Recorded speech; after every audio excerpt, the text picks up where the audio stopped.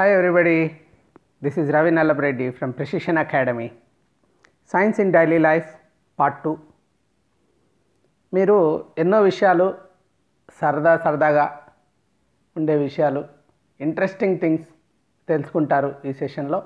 అలాగే ఇవి ఎగ్జామ్ ఓరియంటేషన్లో కూడా చాలా ఫ్రీక్వెంట్గా అడిగే క్వశ్చన్స్ అన్నమాట.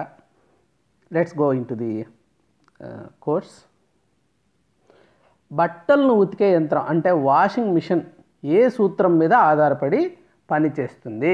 రోజు మీరు వాషింగ్ మిషన్ చూసింటారు, ఎట్లా పనిచేస్తుందో. అది ఎట్లా ఒక్కసారి ఎవరైనా దానిపైన ఓపెన్ చేసి అది చూస్తే మీకు అర్థమైండేది. తిరుగుతూ ఉంటాయి చూడండి, రౌండ్గా ఒక సుడిగుండంలాగా తిరుగుతూ ఉంటాయి. ఏంటది? ఏ సూత్రం మీద ఆధారపడుతుంది? అట్లా తిరిగితే ఏమొస్తుంది అంటే దిస్ ఈజ్ కాల్డ్ సెంట్రిఫ్యూగేషన్. అంటే అపకేంద్రీకరణ. అంటే కేంద్రం వైపుకి లాక్కుంటే కేంద్రీకరణ, కేంద్రం నుంచి దూరంగా వెళ్ళిపోతా అంటే అపకేంద్రీకరణ. సెంట్రిపీటల్, సెంట్రిఫ్యూగల్ అని రెండు ఫోర్సెస్ ఉంటాయి. అది సెంట్రిఫ్యూగల్ అంటే దూరంగా వెళ్ళిపోవడం. అట్లా చేయడం వల్ల ఏమవుతుంది? దాంట్లో ఉండే మట్టిని సపరేట్ చేయడానికి యూజ్ అవుతుందన్నమాట. మరకలు, మట్టి. Separation process which uses the action of centrifugal force to promote the accelerated setting of particles in a solid liquid mixture. Solid liquid mixture ఉంది, దాంట్లో నుంచి పార్టికల్స్ని సపరేట్ చేస్తుంది ఇది. So washing machine consist of centrifuge for this purpose అనమాట. Centrifuge అంటారు దట్ట తిప్పేదాన్ని. It's a piece of equipment that puts an object in rotation around a fixed axis. మధ్యలో యాక్సిస్, దాని చుట్టూ అది తిరుగుతూ ఉంటాయి. ఇవి మనము బట్టలు ఉతికేది మాన్యువల్గా ఉతికేటప్పుడు బండకేసి ఇట్లా పై నుంచి కిందికి కొడతాం కదా, ఇది అట్లా కాదు, రౌండ్ తిరుగుతూ ఉంటాయి. Applying a force perpendicular to the axis of spin. ఇలా ఉంటుంది యాక్సిస్ అనుకోండి, ఇలాగా స్పిన్ అవుతూ ఉంటాయి.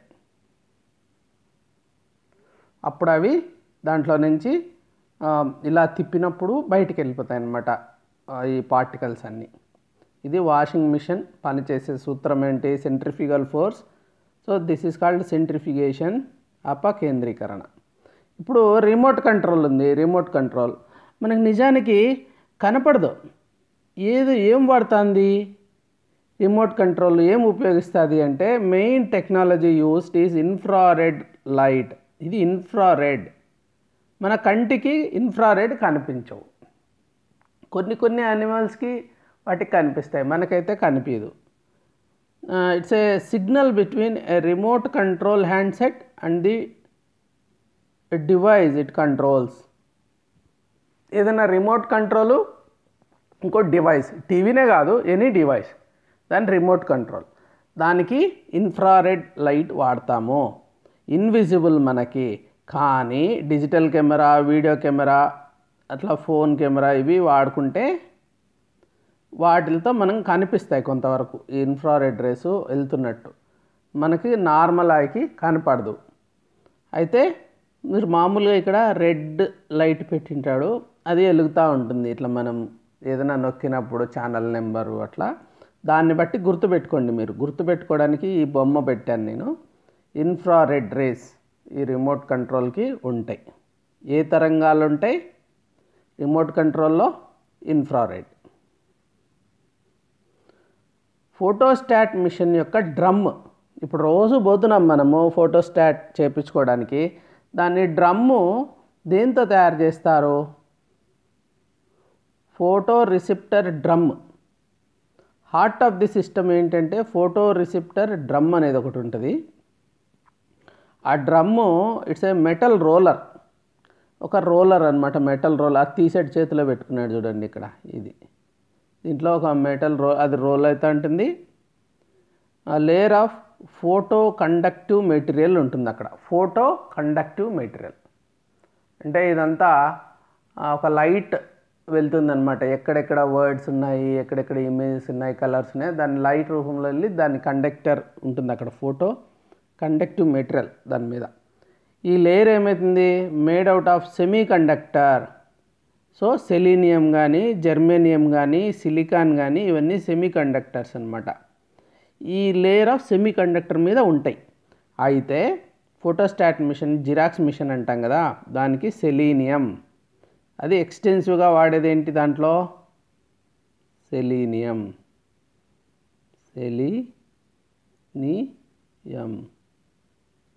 ఇంకా అంతే, తెలుగులో కూడా దానికి ఏం రాసేది లేదు, సెలీనియం అని రాయాలి అంతే. ఇది ఫోటోస్టాట్ మిషన్ పోయినప్పుడంతా మీరు ఏం చేసుకోవాలి, ఓహో సెలీనియం అనుకోవాలన్నమాట. సెలీనియం సెంటర్, సెలీనియం వాడే ప్లేస్కి వెళ్తున్నాను నేను ఇప్పుడు, సెలీనియం అక్కడ వాడతారు అట్లా అనుకోండి, మీరు గుర్తుంటుంది. ఇంకా ఫ్యూజ్ వైర్ ఉంటుంది.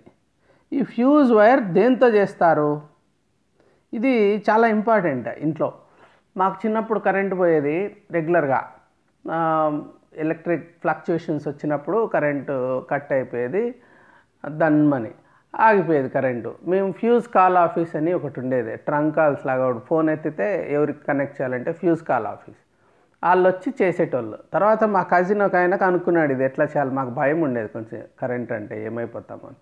అతను లేచేసి ఆ స్టూల్లో పెట్టేసుకొని ఫ్యూజ్ తీసి దానికి ఏదో వైర్ ఇట్లా చుట్టేటోడు, వచ్చేసేది. మళ్ళీ ఫ్యూజ్ కాల్ ఆఫీస్ లేదు, వెయిట్ చేసే పని లేదు.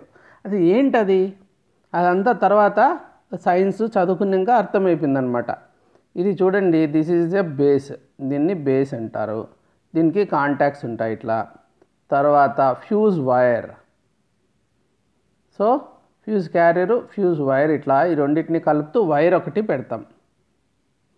ఆ వైర్ ఎట్లుండాలి, అసలు ఎందుకు పెడతాం, ఇది ఫ్లక్చుయేషన్స్ వచ్చినప్పుడు లోపల ఉన్న టీవీ, ఫ్రిడ్జ్ ఏమైనా కాలిపోతాయి కదా, ఎక్కువ అన్నీ అట్లా అయిపోకుండా అక్కడ కరెంట్ ఆగిపోతుంది. హై లో వోల్టేజెస్ అట్లా ఫ్లక్చువేట్ అయినప్పుడు అక్కడ కరెంట్ రాకుండా ఆగిపోవాలి. అంటే ఏంటి, ఎక్కడో కనెక్షన్ ఆగిపోవాలి. కనెక్షన్ ఆగిపోవాలంటే ఈ పర్టికులర్ ఈ ఫ్యూజ్ అనేది ఉంటుంది. అది ఎలా ఉంటుంది, హై రెసిస్టెన్స్ ఉంటుంది దానికి. ఈ ఫ్యూజ్ వైర్కి వేరే వైర్కి ఉన్న రెసిస్టెన్స్ కంటే ఎక్కువ ఉంటుంది. తర్వాత లో మెల్టింగ్, తక్కువ ద్రవీభవన స్థానం, ఎక్కువ నిరోధకత, తక్కువ ద్రవీభవన. ఎక్కువ నిరోధకత ఉంటుంది కాబట్టి ఇక్కడ టెంపరేచర్ ఎక్కువగా తయారవుతుంది. అక్కడ ఎక్కువ తయారైపోయినప్పుడు ఇది మెల్టింగ్ పాయింట్ తక్కువ ఉంటుంది కాబట్టి తక్కువ టెంపరేచర్లో అది మెల్ట్ అయిపోతుంది అనమాట. ఎక్కువ టెంపరేచర్ అయిపోతుంది, తక్కువ మెల్టింగ్ పాయింట్ వల్ల అక్కడ కట్ అయిపోతుంది ఇక్కడ వైర్. అప్పుడు కనెక్షన్ పోయి కరెంట్ ఆగిపోతుంది అనమాట.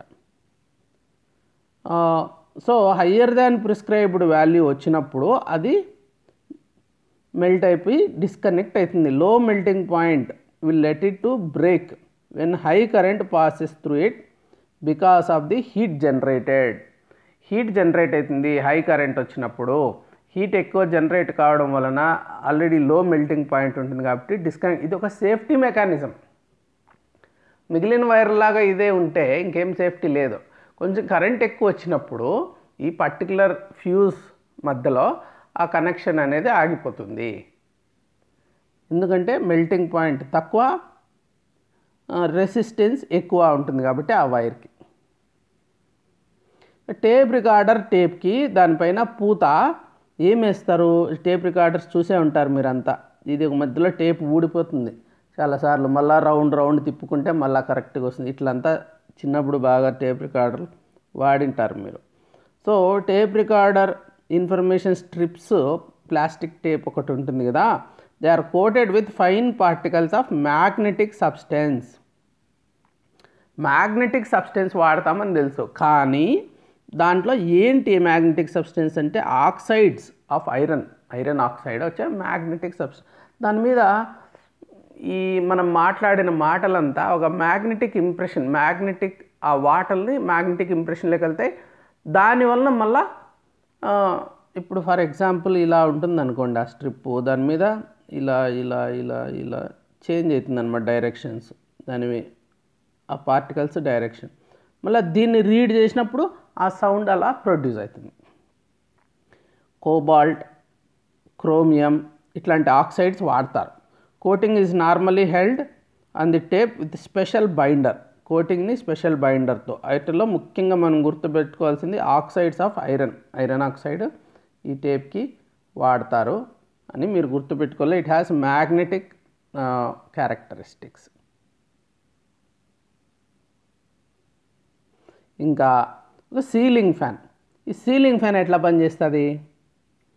ఒక మోటార్ ఉంటుంది దానికి. Converts electrical energy into mechanical energy. ఈ మోటార్ ఏం చేస్తుంది, చుట్టూ ఇట్లా వైర్లు ఉంటాయి, అక్కడ కరెంట్ పోయినప్పుడు దాని మ్యాగ్నెటిక్ ప్రాపర్టీస్ కొంచెం జనరేట్ అయిపోయిన తర్వాత ఇది మెకానికల్ ఎనర్జీలోకి కన్వర్ట్ అవుతుంది.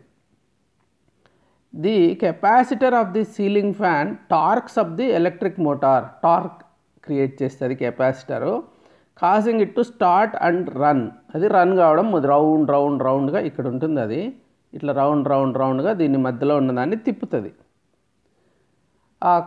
ఆ కరెంటు మోటార్లోకి వచ్చి it enters coils of wire that wrapped around. ఇది ఎప్పుడన్నా ఇప్పినప్పుడు చూడండి, రిపేర్లకి వచ్చినప్పుడు ఎలక్ట్రీషియను ఈ ప్లేట్ తీసేస్తాడు ఫ్యాన్ది, లోపల ఒక రౌండ్గా వైర్లన్నీ ఉంటాయన్నమాట, కాపర్ వైర్స్ లాగా. So when this current passes through this wire it creates magnetic field which further exerts force in a clock wise motion. So ఇలాంటి మోషన్ ఒకటి క్రియేట్ చేస్తుంది తిరగడానికి. In this way the electric energy is converted into mechanical energy. So electric energy ఏమైపోతుంది, mechanical అయిపోతుంది. Causes the motor coils to spin. The blades attach to the motor also start gaining. ఇవి దీనికి ఇట్లా connect చేసేసి ఉంటాం ఈ blades దానికోసం మోటార్కి. Spinning around the coils తిరుగుతూ ఉంటాయి ఈ బ్లేడ్స్ కూడా. బ్లేడ్స్ తిరిగినప్పుడు ఏమవుతుంది, so how the ceiling fan cools. ఇప్పుడు అంతవరకు అర్థమైంది. అట్లా అంత మాత్రం అది తిరిగితే మనం ఎందుకు చల్లగా ఫీల్ అవుతాము? సో ఈ మెకానిజం ఏమంటే చాలా simple. known fact that air naturally stratifies. The lighter warm air rises up.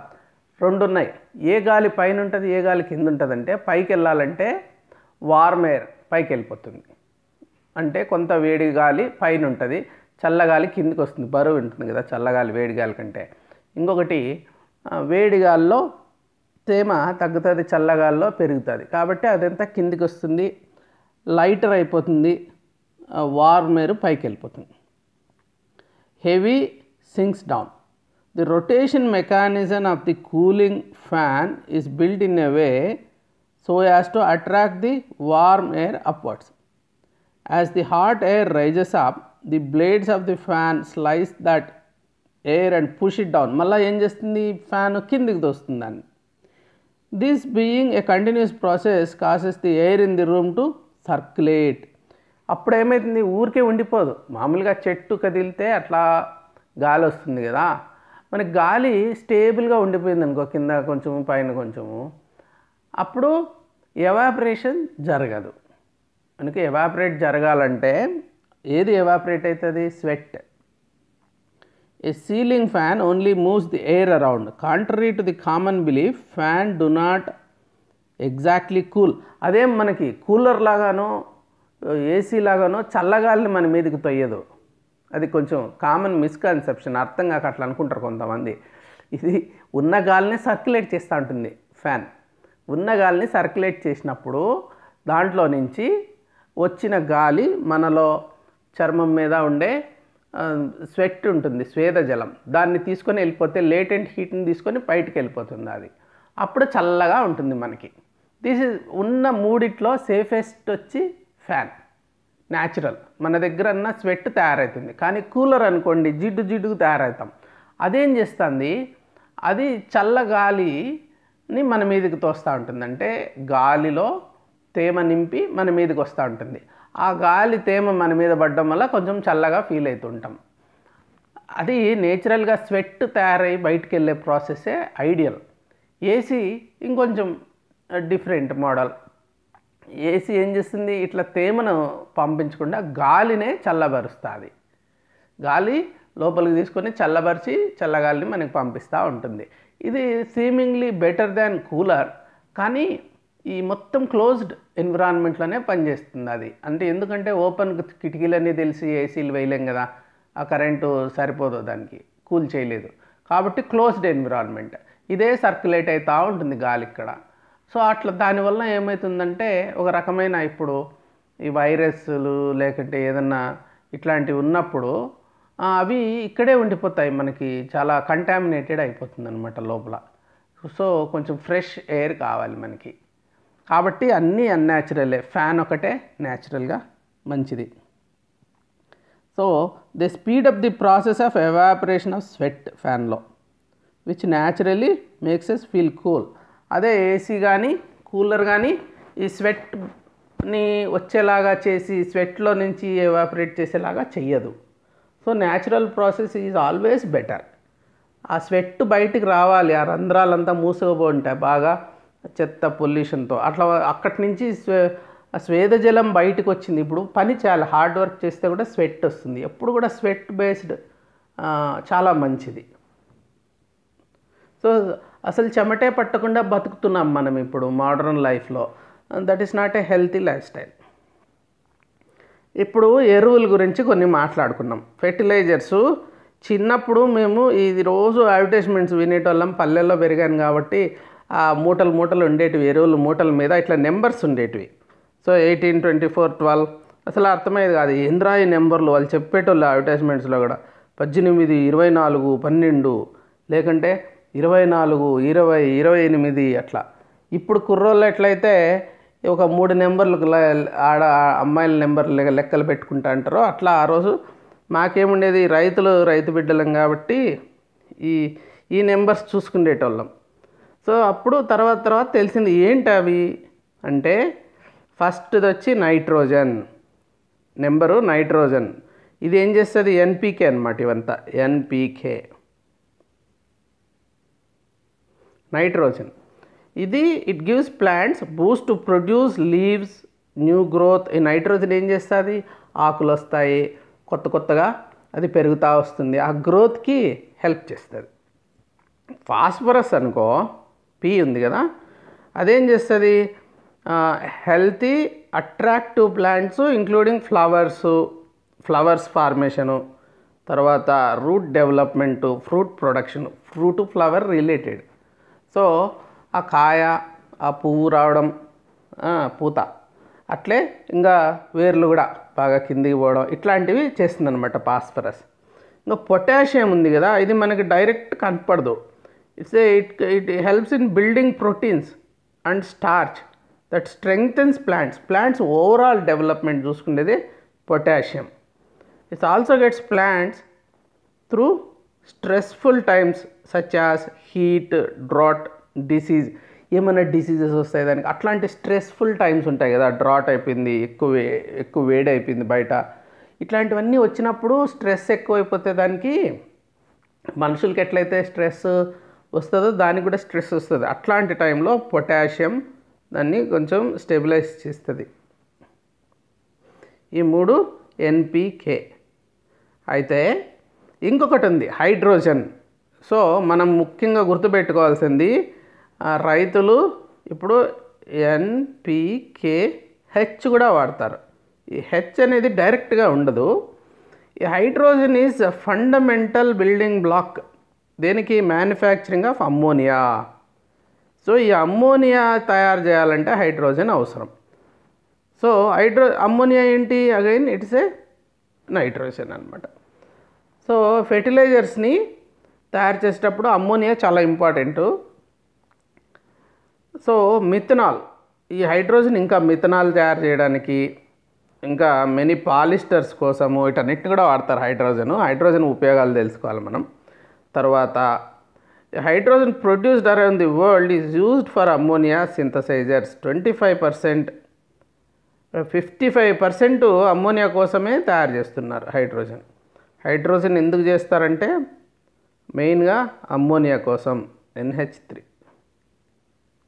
తర్వాత మేరే సింథసిస్ కోసం తర్వాత రిఫైనరీస్లో వాడుతున్నారు, రిఫైనరీస్ అది 25%.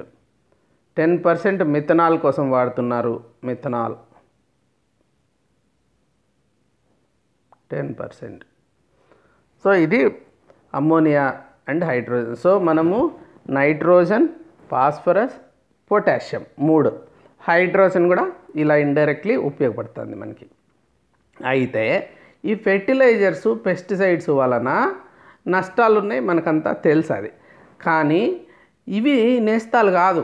ఫెర్టిలైజర్ అమ్మేటోళ్ళో, ఫెర్టిలైజర్ ఇచ్చే సబ్సిడీ గవర్నమెంటో, లేకుంటే ఫెర్టిలైజర్ డెవలప్ చేసి పెస్టిసైడ్స్ డెవలప్ చేసిన సైంటిస్టులు వీళ్ళు కాదు రైతు నేస్తాలు. రైతు నేస్తాలు వేరే ఉన్నారు. అవి మనము చిన్నప్పుడు మేము చూసుకోకుండా అట్లా కాళ్ళతో తొక్కకుండా వెళ్ళిపోయేటోళ్ళం. మీకు కనిపించేటివి రెగ్యులర్గా అనిపిస్తాయి, వానపాములు అంటాం వాటిని. వీటిని పెంచుతా అంటారు. ఇప్పుడు ముందు ఉండేటివి అది న్యాచురల్గా మనము అవి పెరిగేటివి, అదంతా కాంపోస్ట్ తయారయ్యేది. ఇప్పుడు వర్మీ కల్చర్ అంటారు దాన్ని, వానపాముల పెంపకం. ఇప్పుడు పశువుల పెంట ఉంటుంది కదా, ఇంటి వెనకాల దిబ్బ అంటాం కదా. సో దాన్ని నత్రజని, భాస్వరం, పొటాష్ అంటే నైట్రోజన్, ఫాస్ఫరస్, పొటాషియం ఇవి 0.75, 0.17, 0.55% ఉంటే వర్మీ కంపోస్ట్లో 1.6, 5.04, 0.80 అంటే ఎంత రిచ్ చూడండి ఎన్పికే ఈ వర్మీ కల్చర్ చేస్తే. అది చాలా వర్మీ కంపోస్ట్ అంటాం. చాలా అంటే చాలా న్యూట్రిషియస్. మనకి ఇప్పుడు న్యూట్రిషియస్ ఫుడ్ ఎంతసేపు పాలిష్డ్ రైస్ తింటే మనకేం రావట్లేదు కదా. అట్లా మామూలుగా ఫెర్టిలైజర్స్ వేసే బదులు ఇట్లాంటి వర్మీ కంపోస్ట్ వేస్తే ఎంత మంచి న్యూట్రిషియస్ ఫుడ్ దొరుకుతుంది చెట్టుకి. ఇంకా పునరుత్పత్తి కాంపోస్ట్ తయారీ వేగంగా జరగడానికి 25 degrees నుంచి 30 degrees వరకు ఉష్ణోగ్రత అయితే కరెక్ట్. రసాయనిక ఎరువులు వాడడం వలన రసాయనాల గాఢతకు తట్టుకోలేక వానపాములు చచ్చిపోతున్నాయి. అది చాలా నష్టం కలుగుతుంది దానివల్ల. పాపం అవి మనకి మిత్రులు. ఎవరు మిత్రులు? వానపాములు మన రైతుకి నిజమైన మిత్రులు. అది ఏం పాపం, దానికి ఏమి డబ్బు ఖర్చు పెట్టాము, దానికి ఏమి ఇబ్బంది లేకుండా న్యాచురల్గా ఈ నైట్రోజన్, ఫాస్ఫరస్, పొటాషియం అది క్రియేట్ చేస్తుంది. ఏం తింటుంది అది? అంతా వాడిపోయిండే ఆకులు పడేసి ఉంటాము, చెత్త చెదారం, దీంట్లో నుంచి హ్యూమన్ వేస్ట్ నుంచి అన్నిట్లో నుంచి అది తయారు చేస్తుంది. ఇంత మంచి ఎరువుల ఫ్యాక్టరీ అది. ఇది న్యాచురల్ ఫెర్టిలైజర్ తయారవుతుంది అక్కడ. ఏమీ దోషాలు ఉండవు అట్లాంటి మంచివి ఈ రసాయనాలు వాడతాం కదా, పెస్టిసైడ్స్, ఫెర్టిలైజర్స్. మన మిత్రులనే మనము చంపుకుంటున్నాం. నైట్రోజన్ ఫిక్సింగ్ బ్యాక్టీరియా అనేది ఒకటి ఉంటుంది. నైట్రోజన్ ఫిక్సింగ్, ఇప్పుడు గాల్లో నైట్రోజన్ ఉంటుంది, అక్కడి నుంచి కూడా ఫిక్స్ చేసుకోవచ్చు చెట్టు. దానికోసము రిలేటెడ్ బ్యాక్టీరియాస్ కొన్ని ఉంటాయి. సో ఈ న్యాచురల్ ప్రాసెస్ మనం చెడగొట్టేసి ఆర్టిఫిషియల్గా పెంచాలని చెప్పి చేయడం వలన దానికి ఉన్న వానపాములు కానీ ఈ బ్యాక్టీరియాని కానీ అంత దూరం చేసుకుంటున్నాం మనము. మొత్తం దీని మీద ఆధారపడుతున్నాం. అది రాంగ్ అనమాట. ఇప్పుడు ఫర్ ఎగ్జాంపుల్ హాస్పిటల్కి పోతేనే ఐసీయూలో పెట్టేసి అన్నం తిన్నక్కర్లేకుండా ముక్కులో నుంచి ఏదో పెట్టేస్తాడు, లేకుంటే సెలైన్ ఎక్కిస్తా అంటాడు. అది నాట్ ది రైట్ వే కదా. We have to eat food properly. ఈ పెస్టిసైడ్స్ అంటే కూడా ఒక ఐసీయూలో మనిషిని పెట్టినట్టు తయారు చేస్తున్నాం మనం. నేచురల్గా దానికి కావాల్సిన నైట్రోజన్ ఫిక్సింగ్ బ్యాక్టీరియా ఉంటుంది కదా, it will be in the gut of the earthworm. ఎర్త్వామ్తో పాటు ఉంటాయి లోపల. అండ్ ఎర్త్వామ్ క్యాస్ అక్కడ కూడా ఉంటాయి. హయ్యర్ నైట్రోజనేస్ యాక్టివిటీ స్టార్ట్ అవుతుంది ఈ ఎర్త్వామ్ వలన. Meaning greater rates of nitrogen fixation. Nitrogen fixation అనేది ఈ నత్రజనిని ఆ చెట్టుకి ఉపయోగపడేలాగా చేసే బ్యాక్టీరియా అనేది కూడా ఈ ఎర్త్వామ్తో పాటు ఉంటాయి. సో సరౌండింగ్ సాయిల్లో కంటే ఎర్త్వామ్ ఉన్న సాయిల్లో ఈ బ్యాక్టీరియా ఉండడం అనేది, ఇవన్నీ కూడా ఎర్త్వామ్స్, వానపాములు రైతు నేస్తాలు.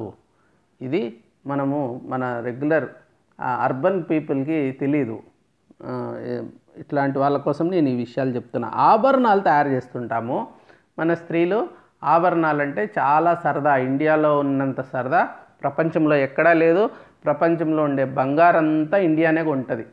ఇండియా పేద దేశం అంటారు, కానీ వీళ్ళు ఎందుకు ఇలాగా అభివృద్ధి చెందుతున్న దేశంగా ఈ 70 ఏళ్ళైనా ఉన్నాము అంటే మేజర్ రీజన్ బంగారు కొన్నే సరిపోతాయి మన డబ్బులు. అది ఎంతవరకు మంచి ఎంతవరకు చెడ్డ అనేది పక్కన పెడితే ఆభరణాల మీద మోజు ఎక్కువ. వాటిల్లో కొన్ని సముద్ర జంతువులను కూడా ధరిస్తున్నాము. చాలా ఆశ్చర్యంగా అనిపిస్తుంది మనకి, సముద్ర జంతువుల్ని మనం ధరిస్తామా, అదేంట్రా బాబు అని. అవును, కోరల్స్. ఈ కోరల్స్ అనేటివి సముద్ర జంతువులు. ఇవి పగడాలు అని కానీ ప్రవాలాలు అని కానీ అంటాము. Most highly valued pieces of jewellery in many parts of Asia. ఇది చాలా నిజానికి ఆ కోరల్స్ ఓషన్ ఎకోసిస్టమ్ని చాలా ప్రొటెక్ట్ చేస్తాయి. వాటిని ఇలా వేసుకోవడం అనేది తప్పు, ఇది తగ్గించేసేయాల. గోల్డ్ వేసుకోవడం వలన ఒక రకంగా ఎకానమీకి దెబ్బ అయితే, ఈ కోరల్స్ వేసుకోవడం వలన ఎన్విరాన్మెంట్ దెబ్బతింటుంది. It has wholesale market value of $50 to $60 million per year. The value of each piece of jewelry is based on its color, size, quality and of the coral. So ఇవి corals. ఈ కోరల్స్వి నగలు మీరు ఏ నగల షాపుకు పోయినా కనిపిస్తూ ఉంటాయి. So కొంతవరకు సముద్రంలోని జంతువుల్ని మనం ఎందుకు మెడలో వేసుకొని తిరగాల, అవసరం లేదు. అది కోరల్స్ అంటే ప్రవాలాలు, పగడాలు. ఇంకా ముత్యాలు, ఇవి ఎట్లా తయారు చేస్తారు? ఇప్పుడు డైమండ్స్ మనకు తెలుసు. డైమండ్స్ ఏమో ఏ సౌత్ ఆఫ్రికాలోనే ఎక్కడ రాళ్ళు దొరుకుతాయి. ముందు కాకతీయుల సామ్రాజ్యంలో కూడా డైమండ్స్ చాలా ప్రసిద్ధి, వానలు వస్తే అట్లా కొట్టుకొని వచ్చేటివి అని చెప్పి విదేశీ యాత్రికులు రాయడం జరిగింది కదా. అలాగే ఇప్పుడు అనంతపూర్ జిల్లా, లేకుంటే ఇప్పుడు వజ్రగిరి అని, సో ఇవన్నీ డైమండ్స్కి ప్రసిద్ధి. ఇప్పుడు ఇక్కడేం కనపడట్లే, అంతా అయిపోయినాయి, ఎత్తుకొని వెళ్ళిపోయినారు, కోహినూర్ వెళ్ళిపోయింది. సో ఇప్పుడు సౌత్ ఆఫ్రికా దాన్ని మళ్ళీ పాలిష్ చేస్తాం, ఇండియాకి తెచ్చి మళ్ళీ ఎక్స్పోర్ట్ చేస్తుంటాం. ముత్యాలు ఎలాగా చేస్తాం? ఇవి కూడా ఏదో పూసల్లాగా కనిపిస్తాయి కదా, కానీ పూసలు కాదు. సో జెమ్ స్టోన్స్ లాగా డీప్ ఇన్సైడ్ ద అర్త్ దొరకవు ఇవి. They are created by living creatures, molluscs. ఈ మొల్లస్క్స్ అనేటివి వీటిని తయారు చేస్తాయి. ఇవేంటి? Commonly have soft unsegmented body. Chilka lake వెళ్ళినాము ఒకసారి, అక్కడ ఒకడు తీసిచ్చాడు, అక్కడ దొరుకుతాయి అన్నమాట ఇవి. అది తీసి అప్పటికప్పుడే కొట్టించి దాంట్లో నుంచి ముత్యాలు బయటికి తీశాడు. సో చాలా కాస్ట్లీ అవి. జస్ట్ చూడడానికి వెళ్ళాము. సో అక్కడికక్కడే ఓపెన్ చేస్తారు. కొన్ని ఆర్టిఫిషియల్ చేస్తున్నారు ఈ మధ్యలో, కానీ నేచురల్ పర్ల్స్. సో హైదరాబాద్ చాలా ప్రసిద్ధి. ఒకసారి అమెరికాకి వెళ్ళినప్పుడు కూడా నేను అక్కడ మా స్టాఫ్ లేకుంటే అమెరికన్ ఫ్రెండ్స్ ఉంటారు కదా, వాళ్ళ కోసం హైదరాబాద్ నుంచి ఈ ముత్యాలు తీసుకుపోవడం జరిగింది. సో ఈ ముత్యాలు అనేటివి హైదరాబాద్లో చాలా ముందు కూడా ఈ నవాబులు ఇది ప్రజెంట్ చేసేటోళ్ళు భద్రాద్రి రామయ్యకి. సో ఇప్పటికి కూడా ఆ సాంప్రదాయం ఉంది. ఇంకా దాంట్లో ఎట్లంటే ఈ మొల్లస్క్ ఉంటుంది కదా, హార్డ్ ఎక్స్టీరియర్ షెల్ ఉంటుంది గవ్వలాగా బయట, దాంట్ లోపల చాలా కామ్, లోపల స్నేయిల్ లాగా ఉంటుంది. స్నేయిల్ కానీ అవంతా ఉంటాయి, క్లామ్ కానీ స్నేయిల్ కానీ ఉంటాయి. అవి చాలా చల్లగా మెత్తగా అట్లా ఉంటాయి అన్నమాట. These animals live in a marine and fresh water habitats. ఇవన్నీ ఈ మొల్లస్క్స్ సముద్రాల్లో కానీ ఫ్రెష్ వాటర్లో కానీ ఉంటాయి, ల్యాండ్ మీద కూడా తిరుగుతుంటాయి. The evolutionary history of this group extends back to some 530 million years. 530 million సంవత్సరాల క్రితం నుంచి ఉన్నాయి. 1,00,000 వెరైటీస్ ఉన్నాయి అవి మొల్లస్క్స్ ఇప్పుడు. సో వాటిల్లో నుంచి వచ్చేదే ఈ ముత్యాలు. ఇంకా మనము ఇంకా కొన్ని కనుక్కోండి. ఇప్పుడు నేను కొన్ని చెప్పాను, నేనేం చెప్పాను, కొన్ని ఎలా పనిచేస్తాయి. ఇప్పుడు టీవీ రిమోట్ ఎలా పనిచేస్తుంది, ఫ్యూజ్ ఎలా పనిచేస్తుంది, ఫ్యాన్ ఎలా పనిచేస్తుంది అని చెప్పాను కదా. మీరేం చేయాలి? ఇప్పుడు ఒక ఎక్సర్సైజ్ స్టార్ట్ చేయండి. అసలు ఏసీ ఎలా పనిచేస్తుంది, ఎయిర్ కూలర్ ఎలా పనిచేస్తుంది, లైటర్ ఉంది కదా, మరి వెలిగించడానికి మనము సిగరెట్ లైటర్ వేరు, మళ్ళీ గ్యాస్ స్టవ్ వెలిగించడానికి గ్యాస్ లైటర్ ఒకటి, తర్వాత బల్బ్ ఎట్లా పనిచేస్తుంది, ట్యూబ్ లైట్ ఎట్లా పనిచేస్తుంది, రెఫ్రిజిరేటర్ ఎట్లా పనిచేస్తుంది, మిక్సర్ ఎలా పనిచేస్తుంది, మిక్సీ అంటాం, microwave, vacuum cleaner, TV, cell phone, wifi, stabiliser, fountain pen,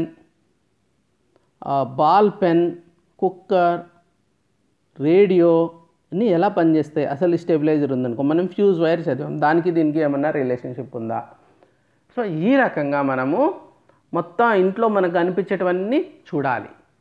so ఈ ఎగ్జామ్స్లో డే టు డే లైఫ్లో సైన్స్ మీరు చూస్తూ ఉంటున్నారా లేదా అనే ఇట్లాంటి వాటి మీద అడుగుతాడు. ఇది మీకు నేను ఇస్తున్న ఎక్సర్సైజ్. సో ఒక 20 దాకా ఉన్నాయి. ఇవన్నీ ఎట్లా పనిచేస్తాయి కనుక్కోండి. ఇప్పుడు ఏం చేస్తానంటే క్వశ్చన్స్ అడుగుతాను. మీరు ఏమాత్రం విన్నారు, బాగా మనసు పెట్టి విన్నారా లేదా? మీరంతా మంచోళ్ళే, ఇంత దూరం వచ్చారంటే మనసు పట్టే వినింటారు. అన్ని క్వశ్చన్స్కి ఆన్సర్ చేసేయగలరు. ఇప్పుడు బట్టలను ఉతికే యంత్రము అంటే వాషింగ్ మిషన్ ఏ సూత్రాన్ని ఆధారం చేసుకొని పని చేస్తుంది? గ్రూప్ 2 2008.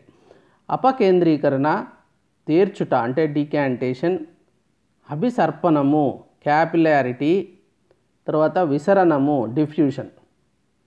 సో ఇంగ్లీషే కొంచెం సులభము, రెండు చెప్పాను అందుకే ఇక్కడ. ఇంకా ఫ్యూజ్ వైర్ ఉపయోగించే పదార్థం కింది వాటిలో దేనిని కలిగి ఉంటుంది? తక్కువ ద్రవీభవన స్థానము, తర్వాత ఎక్కువ ద్రవీభవన స్థానము, ఎక్కువ మృదుత్వము హై డక్టిలిటీ, ఎక్కువ నిరోధకత. ఇప్పుడు ఇట్లాంటివి ఇచ్చినప్పుడు ఒక్కొక్కసారి ఏమైందంటే రెండు కరెక్ట్ అనిపించినప్పుడు ఏది మోస్ట్ అనేది మనము చూస్ చేసుకోవాలి. గ్రూప్ 2 2008. సో బేసిక్గా నిరోధకత అనేది నెంబర్ 1. అది ద్రవీభవన స్థానం తక్కువనే లేకపోయినా నిరోధకత ఎక్కువ ఉంటే అక్కడ టెంపరేచర్ పెరుగుతుంది. సో అది మెయిన్ చూసుకోవాలి మనం ఆన్సర్ చేసేటప్పుడు ఇట్లాంటి వాటికి. ఎరువులతో అంటే ఫెర్టిలైజర్స్తో ఉండనటువంటి మూలకము ఏది ఉండదు? ఇది కూడా మనము క్వశ్చన్ బాగా చదువుకోవాలి. ఉండే మూలకం అనుకొని పెట్టేసుకున్నామనుకో, ఫాస్ఫరస్ ఏదో అట్లా కాదు, ఉండనటువంటి which doesn't exist in fertilisers అంటున్నాడు. So phosphorus, nitrogen, hydrogen, chlorine. Plastic tape recorder టేపులపై పూతగా దేన్ని వాడతారు? ఇది 2008లో అడిగిండేది. ఏమంటే magnesium oxide, zinc oxide, iron sulphate, iron oxide.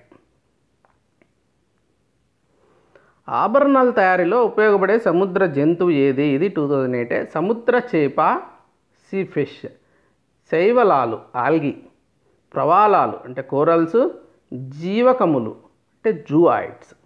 వీటిలో ఏది? సో 5 ప్రశ్నలకి మీరు సమాధానాలు యూట్యూబ్లో నేను ఈ సెషన్లో మొత్తం రికార్డ్ చేసి అప్లోడ్ చేస్తాను. అప్పుడు మీరు పెట్టండి. మీరు ప్రాపర్గా వినింటే ఆన్సర్స్ కరెక్ట్గా పెడతారు.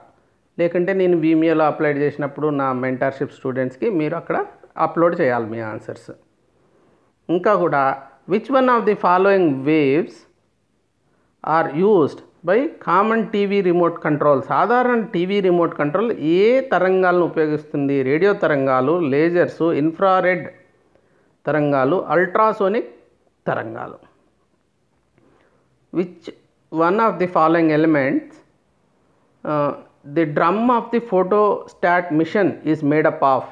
ఫోటోస్టాట్ మిషన్ యొక్క డ్రమ్ము ఈ కింది వాటిలో దేంతో రూపొందించబడుతుంది? Aluminium, selenium, barium, caesium. Thank you for joining. మీరు ఇంకా ఇలాంటి వీడియోస్ కానీ లేకుంటే సలహాలు, మరి టెస్ట్ సిరీస్, లేకుంటే list of the topics, important topics ఇవి తెలుసుకోవాలనుకుంటే మీరు మా మెంటర్షిప్ కోర్సులో జాయిన్ కావాలన్నా, టెస్ట్ సిరీస్ తీసుకోవాలన్నా 810101405060 ఈ 3 నెంబర్లకి మీరు ఫోన్ చేయొచ్చు ఎప్పుడైనా. తర్వాత 85కి ఫోన్ చేయకూడదు, ఓన్లీ వాట్సాప్ పంపించాలా. 85 నా personal number. Thank you very much for joining. Will meet again with some other topic. Till such time have a good day. Bye bye.